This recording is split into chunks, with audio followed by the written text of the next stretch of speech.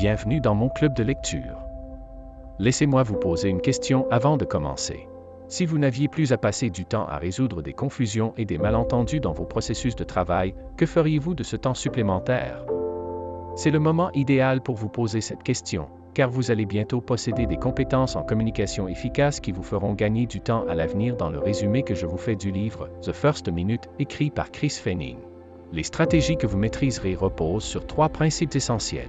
Préparation, assurez-vous que votre audience est prête à recevoir votre message. Concision, respectez les emplois du temps chargé des gens en étant bref. Orientation vers les solutions, dirigez la conversation vers des solutions concrètes plutôt que des problèmes.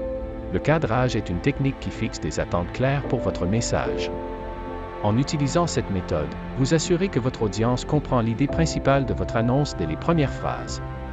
Cette méthode se compose de 3 éléments. Contexte, définit le sujet ou la question en cours. Intention, clarifie ce que l'audience doit faire avec les informations fournies. Message clé, met en évidence la partie la plus critique de votre message, servant de titre. Ces composants restent constants, quel que soit le sujet, l'orateur ou l'audience.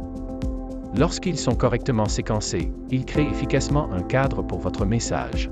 Pour commencer, fournissez un contexte clair en identifiant le projet ou la question, mentionnant le processus, le système ou l'outil impliqué, spécifiant le client avec lequel vous collaborez, déclarant la tâche ou l'objectif dont vous allez discuter.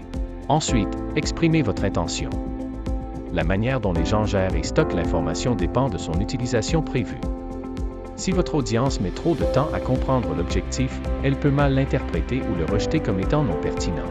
Les intentions liées au travail tombent généralement dans les catégories suivantes. Chercher de l'aide, des conseils ou des avis, demander une action, chercher une décision. Alerter quelqu'un d'un événement imminent pour éviter les surprises. Fournir des informations ou des avis demandés précédemment. Considérez cet exemple d'expression du contexte et de l'intention. J'ai examiné la nouvelle politique de sécurité de l'information et j'ai trouvé quelque chose que vous devriez savoir. Pendant que vous communiquez, introduisez de nouveaux détails progressivement, en vous assurant qu'ils se suivent logiquement. Enfin, livrez votre message clé. Il doit capturer l'information vitale dont votre audience a besoin tout en évitant la tentation de couvrir chaque détail. N'oubliez pas, si vous avez aimé cette vidéo, de faire like sur le pouce par en haut et pour ne rien manquer de vous abonner à ma chaîne YouTube pour plus de contenus intéressants comme celui-ci. Merci de votre soutien et à la prochaine vidéo.